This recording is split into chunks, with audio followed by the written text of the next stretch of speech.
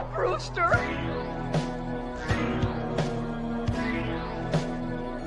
We all go a little mad sometimes.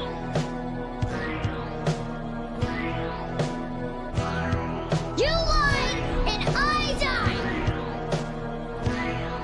I feel a They're coming to get you, Barbara. How's it hanging, Phil? From the front time, Come and get it! So either put the gun down now, or kiss your ass goodbye. Let's get this party started. I agree, Dana. Let's get this party started. So, welcome back to Sledgehammer Horror, guys. I am Ken Sledge, and let's talk horror. So, episode 4. Man, do I got some shit I want to talk about tonight. First off, let's catch up on the chat. Sean, thank you so much, my friend. Donation this early, you know what that means. Ooh, baby, ooh, baby, ooh, baby, ooh, baby. Appreciate you, buddy. Thank you. What's up, King Matthew? What's up, Jerry? I'm sure I will. I haven't heard anything about it. I just got to wait for Ashley to me and her will check out the trailer, see, but I'm sure we will. How's it going, Kylan? My dinner done in time for the stream. Hell yeah. Omelet recipe. Love omelets. We did a new Cooking with Sledgehammer Horror today. I hope you guys checked that out. That turned out really good. Nightmare on Elm Street tacos. Love it. Glad I can't wait to read it. What's up, Adrian? Kenzie. Yeah, we are going to get into this one. I'm going to be honest. For a lot of this episode, I thought it was like a big nothing burger until we got to that ending. The stuff that happened in this episode that I did like was kind of marred by CGI. Sorry, guys, my hair's driving me nuts. And it really kind of brought some of the episode down to me watching it. And like I said, I got a lot of notes here to talk about. Ashley had to work tonight, so unfortunately she won't be joining us. And I know, trust me, that bums nobody out more than me. But let's get right into this episode. So, we start the episode, and they go to the police, our lead kids now, our losers club, if you will, and they take an envelope full of pictures. And we, as the audience, already knows what's going to happen when they show up.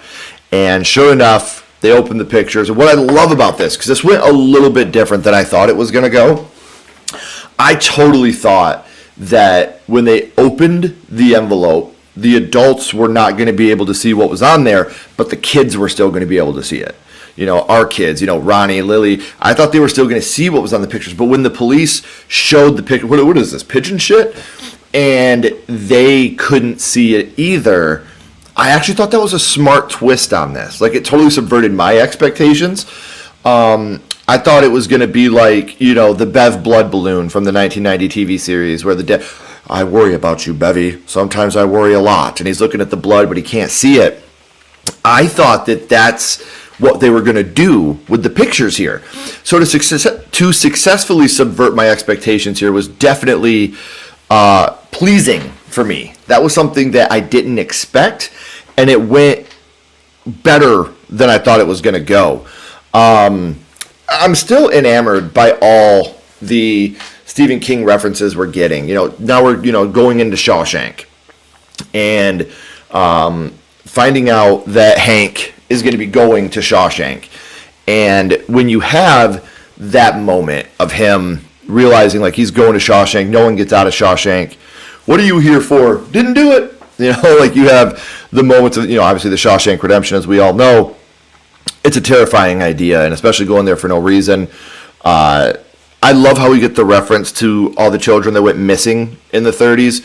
One big thing about this episode is we finally see, we didn't know how that nurse, the nighttime nurse that Lily was with, or the counselor it might have been. We know that she made a close connection to her. And so to see her actually meet with Lily, have lunch, have breakfast, and have a conversation with her about what she's going through, it was nice to see that positive person in this episode. I thought that was really good. And obviously we get that for a future season. I think that we are going to touch on. I think a lot of this is going to be re-brought up in the seasons that we have coming up.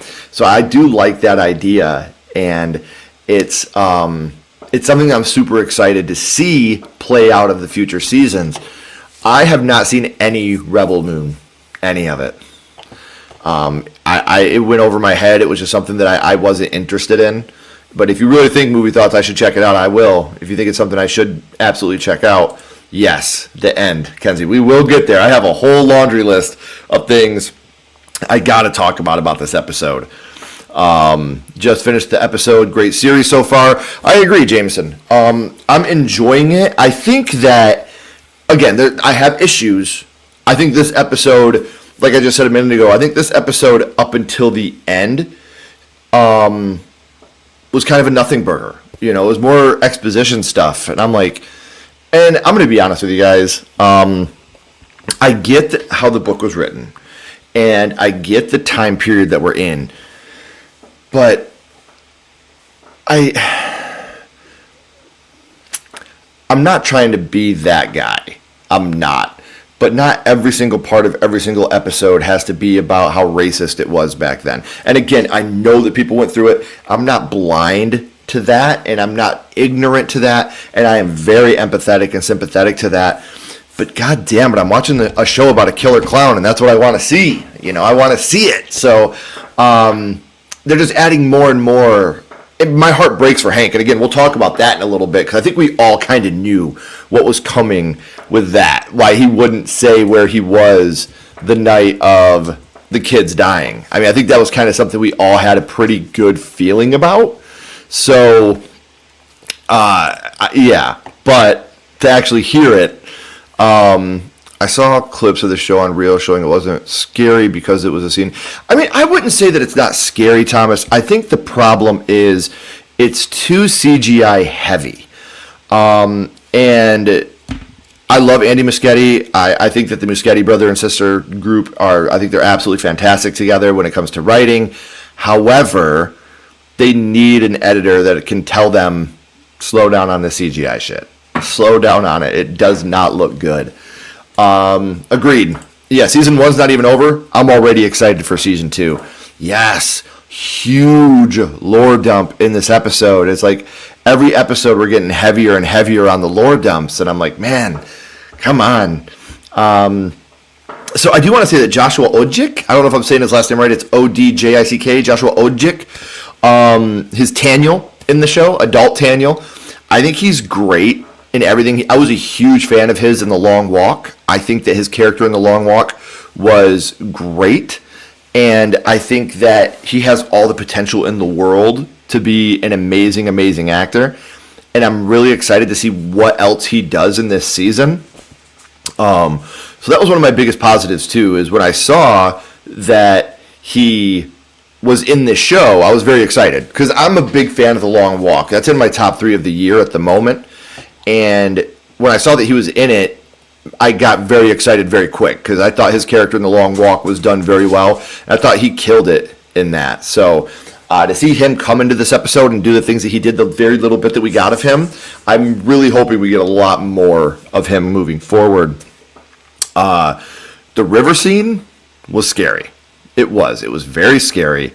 I thought it was more of a foreshadowing, not the past. And the CGI ruined it, man. Like, I don't know. I don't like the way it looked. Like when the fish swims up to him. Right there, you know what's going to happen. Like, you already know, like, okay, we're going to be getting, it at this moment. And then just the way it happened when he was all burned up, I was like, ooh, they're going there. You know, and he obviously it is foreshadowing, because he tells him you'll burn just like he did, which we all know what happened in that scene.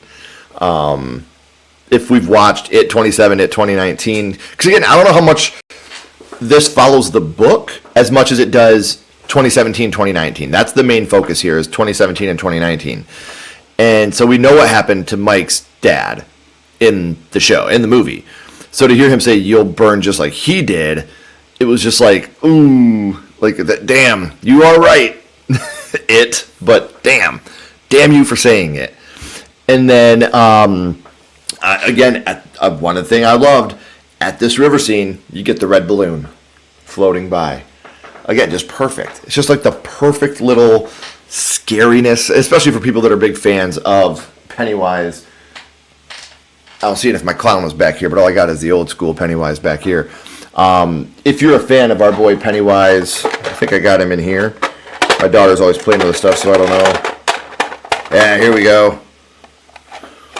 You know, seeing that red balloon float by was a pretty nice little touch. And then one scene, kids, don't do drugs unless they're prescribed to you. It's funny how I've changed as I've gotten older. You know, now as a father, I see I see things from a different perspective, and I see these kids, and you know, I took these out of my mom's thing, and you watch that, and I see these kids like, don't worry, just when you get scared, put it on your tongue. 'Cause they're starting to realize that it feeds off your fear. I mean, you could call it the galoo, which is what they're calling it in this, the galoo. It's one of those. I love when the kid, you know, he's like, I hate being right, and then Richie's like, let's not go that way. I don't want to believe that's what he's going to do is eat us. Because talking about how he's feeding on the fear, feeding on the adrenaline before, you know, it's the fear of the hunt, you know, the joy of the hunt for him. So I think that that's another part of the episode where I thought was really, really well done. Let's see what you guys got to say. Yes, and we will get there. We will get there because we did see Pennywise in this episode. I honestly think it uses institutional fear and hatred of Derry. Yes, I absolutely agree, Jameson. And I love that his dad believed him right away. You know, Will, when his dad pulls him up and he sees the marks on his arms, and he's just like, the first thing he does is go to Halloran. And he's like, what the fuck are we hunting out here, man? And Halloran, I love how he did. He was just like, dude, we're soldiers. I'm just like you. I do what I'm told when I'm told to do it, and that's it. But if I were you, I wouldn't be eager to jump on the front lines on this one. It's just like, it's my son. That's my boy.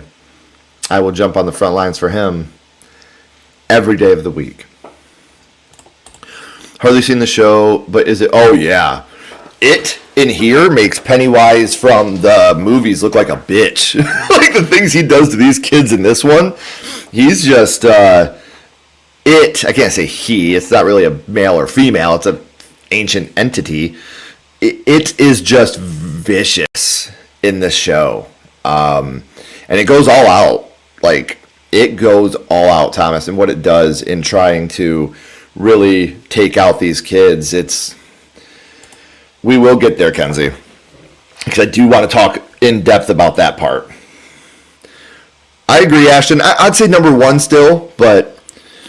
Exactly. I thought that was very Ghostbusters. Very Ghostbusters in that. I need help. I've briefly been in a car accident. Forgot to talk to women due to this. All 56 of my girlfriends left me. Do you have any advice for me? Talk to them one at a time. How about that? Go back and try to get all 56 of them back. I thought for sure you would say 67 on there. Go back and talk to all of them one at a time. You know, a real man only needs one. I've had mine for 20 years, and I don't regret a damn thing about her. She's perfect. No. If we're talking about live action, sure, it's probably up there. The GOAT TV show to me is Futurama. I have 2 different Futurama tattoos on my body. That's how much I love the show. So, yeah, I'm going to have to go Futurama. Live action show, I mean, Breaking Bad would have to be up there. Parks and Recs would be up there for me, too. I love Parks and Recs. So, I'd say those 2 for live action. Hey, Cam. Oh, of course, man. Of course. I'm so glad you liked them. Really excited to go watch Five Nights at Freddy's with you. Ashley's going to talk to Gigi so we can make this happen, bud. Very glad you love those. We thought of you immediately when we got them. No, I'm live. It just took me a minute. Sorry, guys. The Lions are also playing, so kind of, you know. As you all know, it's Detroit in this house. So let's keep going here. Again, I want to make this stress this. Don't do drugs unless they're prescribed to you. Like, it's not going to help. I think the most powerful scene in this whole show so far was the meeting with Charlotte and Hank. You know, when she first goes, Bowers is like, if you're not family and you're not his attorney, essentially kick rocks, get out. And so she does. And she goes and gets a signed letter from the mother to go in there and try to kind of be his counsel, I guess, and talk to him. And when she does that, he admits that the reason he can't say anything is because the night that the kids died, he was with a married white woman. And again, I know how terrifying racism is, and I know how scary it is and how real it still is today. However, I don't need to see it in every single minute of the episode. It's too real for me, I guess. I'm not one of those people that's like, oh, we don't need to see it because it's not, it's real, it's scary, it's terrifying. I don't want to watch this for real horror. I want to be fictionally scared by my boy, It. It's a powerful message that should be done, and it's been done very well in horror. Candyman did it perfectly. Tales from the Hood, amazing. Get Out. I mean, there's so much that is so well done in that type of horror. And again, me as a 40-year-old white dude, not the best person to talk to about that, but the message is always there. At least they're still making this a horror show, but focus more on that, damn it. And I wrote this before the scene finished, so forgive me. I said, if Marge is setting up Lily, I swear to God I'll lose my mind. And immediately after I wrote that, we found out that Marge was setting up Lily. So essentially what happened was she's sitting at the table, and they're having lunch together. Marge invited Lily to, she's like, let's just have lunch, you and I. That's it. Let's sit together like we used to. We've been best friends our whole lives. Let's sit together and let's have lunch together. And they're having lunch, and you're watching these two, and then this popular boy comes up and smiles, and she's like, I think he's into you. And it's like, no, don't do that. Come on. So then she walks away, goes to the bathroom to freshen up, and then the popular girls come over, and they're like, come on, don't bail on us now. And she goes to the bathroom to check on Lily. Lily's like, I'm going to go pee. I'm nervous. And then this is where, because this is what I love about this part. Right before it happens, you see her glasses. And just like in previous episodes, let me see if I still have it on here. Just like in previous episodes, you see the light shine on her eyes like this, which we all know kind of looks like the deadlights from the OG 1990. The deadlights there, or even at the beginning of this series, seeing the deadlights, and you see kind of the deadlight reflection in her glasses, and then she's like, oh, what's going on? And her eyes fill up with blood. And she, my eyes, and her eyes start popping out of her fucking head like an old cartoon. Again, this did not look very good. So she goes and she runs down the hallway. I do like the shots of, like, from her point of view, like her eyes, as you're seeing through her eyes. That I thought looked really, really good. It was a cool addition to the scene. But at the same time, every time you saw her, it didn't look good. The CGI was just god-awful. And I get to this point where that really takes me out of a scene. When it's overly done CGI like that, it takes me out of it. I'm not enjoying it as much when it looks that bad. Well, what she does to try to help herself in the scene is she runs into what I can only assume is the shop class at school, and she fucking cuts one of the eyes off. And then she gets a table saw, and she gets down and she's trying to cut the eye out. And when she does this, Lily comes in and throws her on the ground and tries to take the tool away from her, and she's laying on top of her, and all the classmates walk in, and they see her on the ground bloody and Lily on top of her. So you already know, because she's already crazy Lily, and you're like, ah, shit, she's fucked. Like, she's so fucked at this moment. Because at the beginning, Bowers already told her, you're just buying yourself a one-way ticket back to the nut house, essentially, is what he told her at the beginning of the episode. And then this happens, and you're like, well, she's really fucked now. I even put, the eye scene was great. It was a great idea, but it looked awful.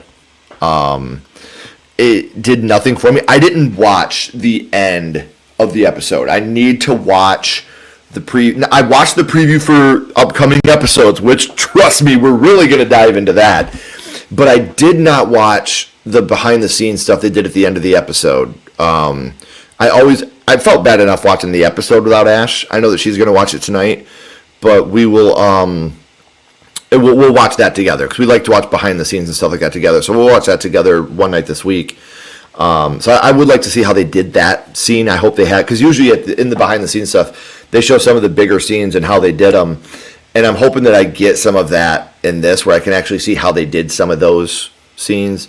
But that moment was just like, it brought it down because the CGI looked so fucking bad. So before we talk about the last part of the episode, let's catch up on the chat real quick. Absolutely, Cam. Dude, I'm telling you, I'm in, because that's one of my most anticipated for next year already. So you let us know where you and Gigi and Mom want to go. Me and Ashley will be there, bud. Yes. So fucking bad, Sean.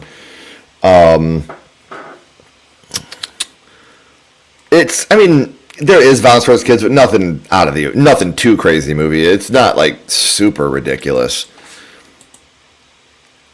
Yep. The ending is intense. I agree, Tom. It's never been my thing. I think it's just ridiculous. I think that there's a great deal. There's definitely a lot of similarities between Fred Krueger and Pennywise. But I don't think it's anything like where he absolutely totally bit on the book. But at the same time, there's so many similarities that if that was a major influence, I don't think it would really surprise anybody. Yes. I'm loving having it. It, I think, is great. But I do want Pennywise. Absolutely. Absolutely. We love the Santa Claus here. The Home Alone 1 and 2, Krampus, Gremlins, National Lampoon's Christmas Vacation. Those are all must-watches at the holiday season for the Sledges. Agreed. Don't get me wrong, Mark. I love episode 1. I thought episode 1 was like balls to the wall crazy, but I do like how they're going. I thought this, yeah, so did I. Like, oh, you think the eyes themselves? I was not feeling the eyes. I liked the point of view through the eyes. I liked that, but I didn't like the way the eyes looked. I don't know, it just drove me crazy. We still haven't watched it. I'll be honest with you. Ashley and I haven't had a night together to watch it. I would love to. We would love to be able to watch it and review it. But our son is a senior this year. And Ashley works thirds, I work first. We work separate shifts. And with our son being a senior and it being football season, our Fridays and Saturdays are pretty booked up right now. We don't make any plans because they're in the playoffs. And we're going to the semifinals this week. And if they win that, we'll be playing next week at Ford Field, where the Lions play for the state championship. So, like I said, we love horror. We love our community. We love doing this for you guys. We love putting out as many videos as we possibly can, sometimes daily. But we are parents first. So we don't miss dance class. We don't miss ballet. We don't miss football. We don't miss wrestling. So yeah, we want to watch it, but we want to be able to watch that one together so we can write our review together on that one. It will happen, I promise. Thank you. I hope we don't let you down, Mark. Yeah. Yeah. It's just a matter of linking up. I talk to Cody probably every day. just we're both busy, especially, like I said, football season, spooky season. He was actually going to be joining us this week on Thursday to do our Stranger Things preview. And this Thursday at 8, we'll be doing or 7 Eastern, I'm sorry. We're going to be doing what am I trying to say? Like predictions. Jeez, man. Predictions for Stranger Things Season 5. And Cody was going to join, but he's really busy right now, and he's actually going to be out of town. So he'll be doing that. But yes, we will be joining each other again very soon. Like I said, he's an amazing creator and a great friend. Hey, man. Oh, shit. Dude, have a great time, King Matthew. Congrats to you and the wife. I hope you guys have an amazing date night, man. That's incredible. Thank you for being here for as long as you were. I agree, Ashton. I'm with you. I didn't like how that looked. Yeah, the Del Toro, we have not. I want to so bad. Fuck. That's an impossible ask for me, but the Lions are pissing me off right now. So at the moment, I'm going to say Jason goes to hell. Just because the Lions are pissing me off right now. Yeah, they did change it from a meteor to a star. I did notice that, Matthew, and that's actually what we're about to talk about. Is amazing. It's my favorite film. Ooh, okay. Nice. Yeah, I can't wait to watch it. Yes, it does make it more cosmic. Well, let's get right into that, because that's the next part on my notes, I believe. The backstory of the Galoo. Right here at this part, this is where we really get Daniel. And like I said, I am a big fan of Joshua Ojic, and I know I'm saying his name wrong, and I'm so sorry. It's not like he's ever going to watch this, but man, I love you. And if I'm saying your last name wrong, I'm sorry, because it's not my intention to disrespect you. But when you get the backstory of the Galoo, what it is you have him being uncooperative at the military base. And so they bring in, oh my God, I cannot think tonight at all. Why can't I think of his name from The Shining? Dick Halloran.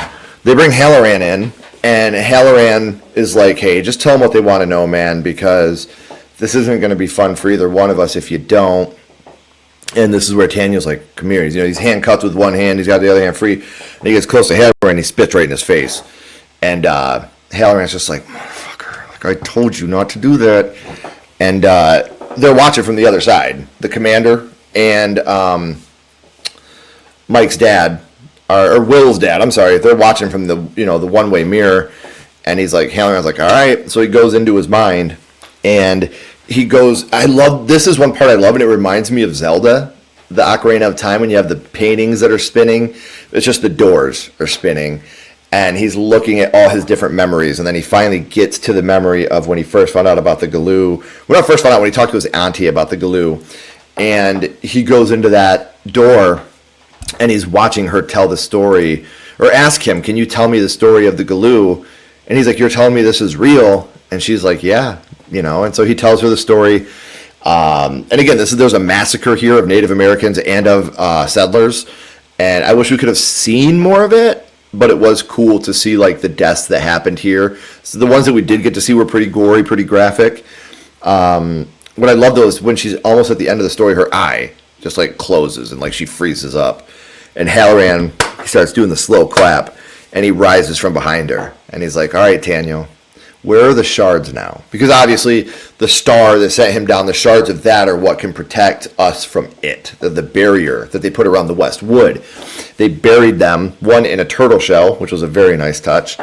And they lit the smoke, which again, this part looks so fucking stupid. Like the smoke rising. The shots were great here. Like the aerial shots and the bird's eye shots looked great, but the addition of the CGI smoke, it looks bad. Like it looks, and I get, it would be very hard to do this practically. I understand that, but it didn't work for me. I can still say I didn't like it, and be honest, I didn't like this part. It didn't look good. But they burned, I want to say it was 15. I should have wrote this down, but 15 shards all around the West Woods, and they burned where they had buried them, so they were able to find them. And now here's where it all comes to play. Halloran's there with young Daniel, and he's like, can you tell me where the shards are now? And they go and they open the door, and I love little easy cut effect, but when he opens the door, he's adult Daniel again, and he points at another door, and he's like, you go there, and you go through the pipes, and that's where you'll find the shards. and it's the house on Neibold Street. And the episode ends with them zooming in on the house on Neibold Street. And it's just like, holy shit. We're actually finally getting to the lore of Pennywise. We're actually finally getting to the lore of the house on Neibold Street. Like, we're getting to what we want to see. And again, I have people like tell me, like, Ken, you know that it is not a clown. It is not Pennywise. Yes, I understand that. I really, really understand that. That doesn't mean I don't want to see Pennywise. Like, that's what I love. I love Pennywise. I love the clown. I love Bill Skarsgård. And he's coming. I mean, we've seen him in this episode. Because there was another part where he was being a creep, you know, Will, and he's looking in his telescope and he's looking out at people's houses like he said he wouldn't do. And he sees Pennywise outside the house and he freaks out, and his dad comes in the room and he's like, what's going on? He's like, I saw somebody outside. And the dad blames the mom. He's like, see, you're going to the police station, you do all this, now there's somebody out watching the house. He runs out and he's like, who's out here, where are you? And when he walks in, he hears this noise and he looks up, and in the tree is a red balloon again. So he knows, like, this is that thing that's here. Like, he believes his son, and by Halloran not telling him, he told him, like, you need to not worry about this. You need to stay off the front lines on this. So when he saw that, he knew, like, this wasn't a human. This is that thing we're hunting, and now it knows where I'm at. It knows where I live, and it's after my son. And in the clips for the upcoming episodes, because what they did here that's brilliant is it wasn't on next week's episode, it's in future episodes. We finally see Pennywise. And he doesn't look the greatest so far. It looked kind of CGI in the trailer of him. But I don't think it'll turn out that way. I think this is like, sometimes in the trailer they do shit like that. So I don't know. I'm very excited. Like I said, this is going from this week to next week is the most excited I've been about an episode since episode 1 to episode 2. Ending on the house on Neibold Street, and then by them teasing us, by not showing us what's happening next week. That's another reason that I'm excited about it. It's just like, hey, we're going there. We're starting to get to the bottom of it now. And there is one part in the upcoming episodes where you see, you know, Skarsgård as Pennywise walking towards Lily. He's like, I wondered how you'd taste. You know, it's just like, it's him. It's Skarsgård. He's here. He's, you know, we're getting him coming up. So, catch up on this chat real quick. Yes, they need to do more special effects instead of CGI. I could not agree more. I wonder if it's the material composition of the shards that confines it or the people's belief. You know what? It could be. It really could be either one of those. Because if they believe that much in the shards, Jameson, their fear's gone. And he feeds on the fear. So, that's a very good point. Is it the obsidian, the stardust that's in the shards? Or is it the fact that it gives them the belief and takes away their fear, which takes away his power? That's a very good point. I like that. I like that a lot. Yeah, it does, Kenzie. Like, it really, really does. I won't lie, I got to yes. I mean, if they're following the book, there is some heavy foreshadowing in those moments. But it's just like,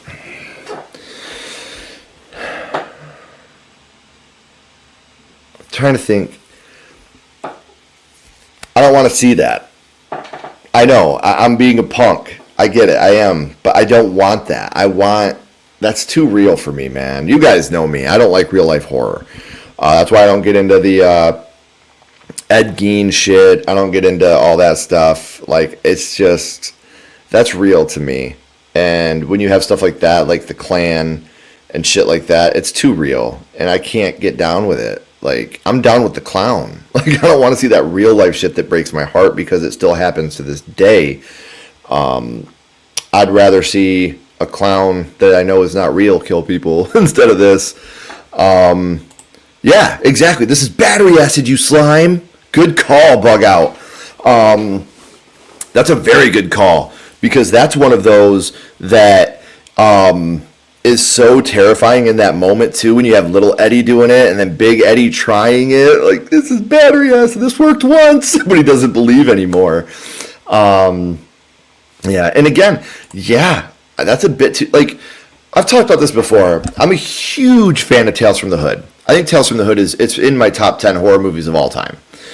Tales from the Hood 2, I'll never watch again because I thought the Emmett Till stuff was so distasteful and so disgusting that, me and my son were watching that movie together, and even he was like, are they really doing an Emmett Till thing right now, Dad? And I'm like, dude, this is stupid. Like, I'm not into this. And so when they do real stuff like this, and again, I know that this is all in the book. I know this is all a part of history. I get it. I'm not naive. But they've changed a bunch of other shit from the book. We could change this part, please. Oh, man, Violent J. He go chicken hunting with Pennywise. Which is funny, because like I said, I'm a Detroit boy, for sure.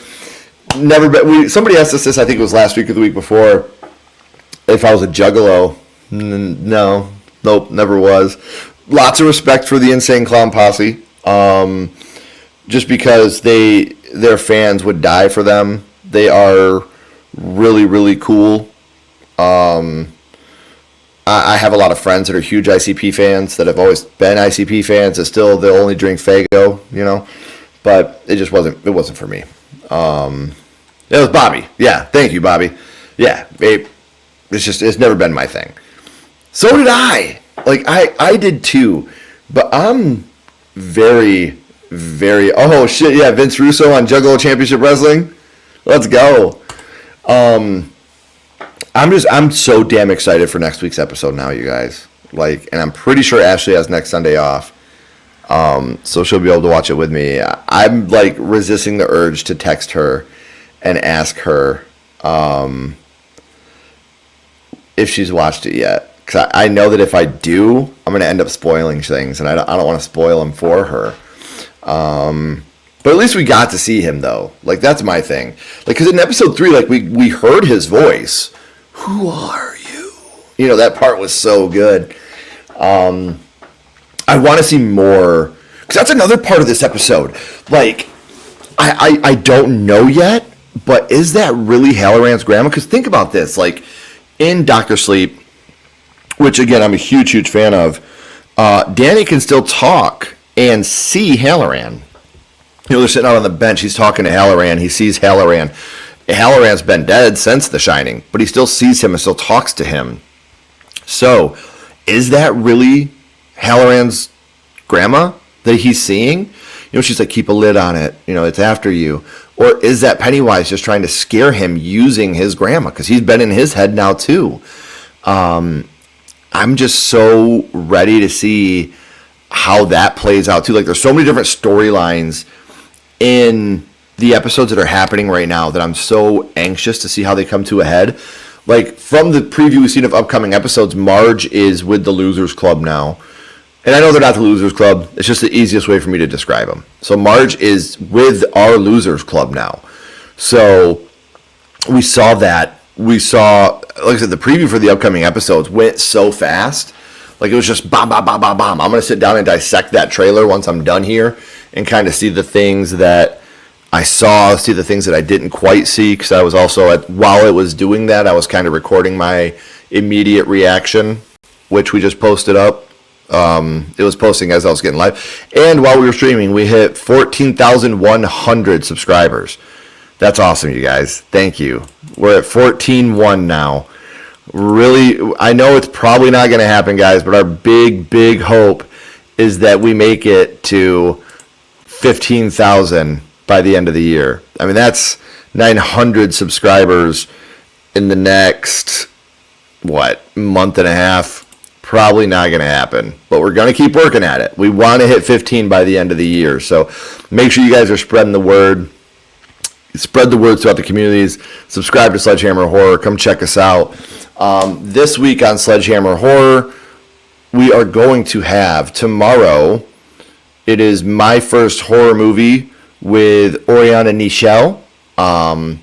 She's amazing TikToker. I'm a big fan of hers. It was great to be able to work with her. On Wednesday, a special My First Horror Movie with Samantha Hale, horror nerd. She has a comedy special out right now. She does a sketch TV show about comedy and horror together. And then on Friday, it is Sledgehammer interviews the Dreaming Insomniacs, 10 years. They've been together making records, and so we did an interview with them, trying to show the love for all the creativity and stuff they've been doing for so long. So make sure you're checking those episodes out. I know. I don't either. That's why I want to go and dissect it. I want to really sit down and look at it before I make that decision on how I really, really feel about it. But and then Thursday, guys, we will be live again on Thursday. It'll be us. It'll be that horror couple. We were going to have our really good friend Connie from Talk Spooky to Me, but unfortunately she can't make it, which is a bummer. But, life happens. I'm just very grateful to her that she was able to get a hold of us early and let us know, hey, this is what's going on.